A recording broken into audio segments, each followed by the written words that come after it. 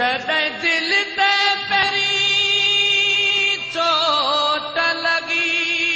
हिक अंदर मां निकिरी वई बेदर्द खे को एहसास न थियो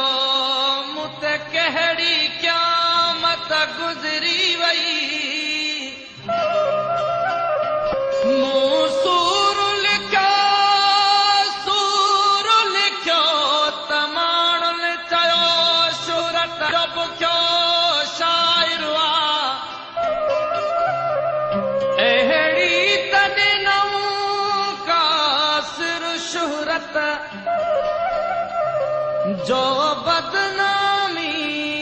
दंग रहे